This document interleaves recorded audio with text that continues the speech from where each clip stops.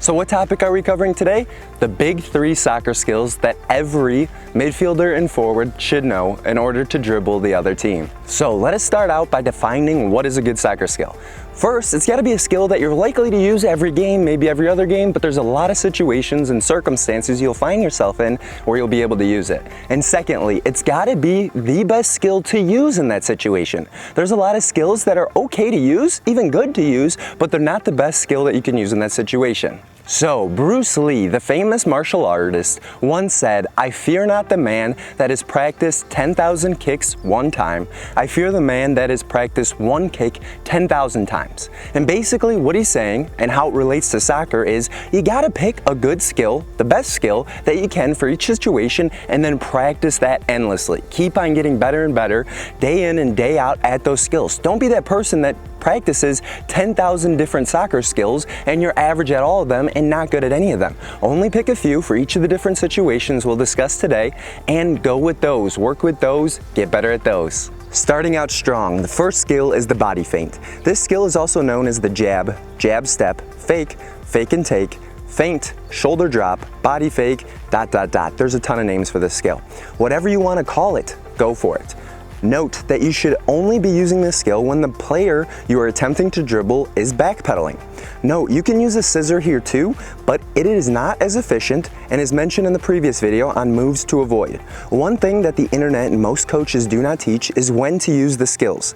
They show you to do the skills like the roll, self-pass, step over, jab step, scissor, and shot fake, but never tell you when you should be using each of them. Each skill has their own game situation that they should be used in. Similarly, how you would have different shooting form for a shot from 6 yards away on an empty net and a shot that's 30 yards away with a great goalkeeper in net. The next skill is the self-pass. The self-pass is also known as an L, an Iniesta, or a La Croqueta.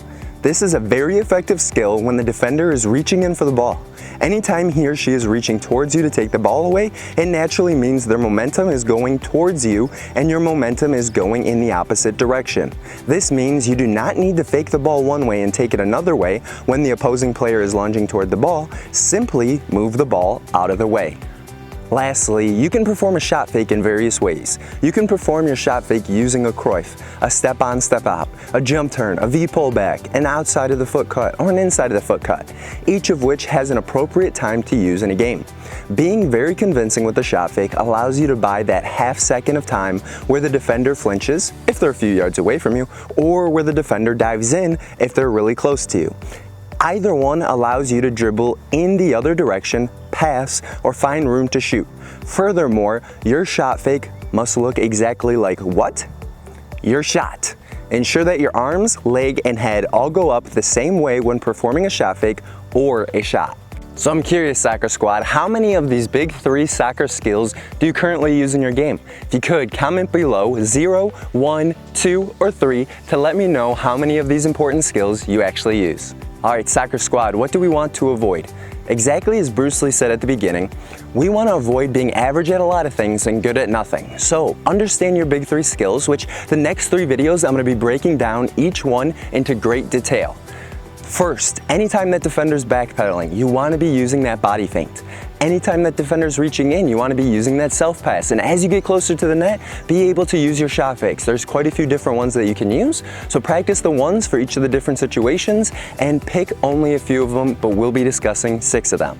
And as I just said, make sure to subscribe so that you don't miss the next 3 videos on those big 3 soccer skills. The next video release will be the body feint, the one after that will be our self-pass, and then the video after that, actually the 2 videos after that, are going to be our shot fake. If you want to learn more about how to attain the best dribbling abilities and foot skills in your league, then grab the 3rd book in the Understand Soccer series, Soccer Dribbling and Foot Skills, today on Amazon.com using the link in the description below. One more skill that deserves an honorable mention is the step over. And no, this is not the scissor. The step over is best used when your back is facing the direction that you need to go.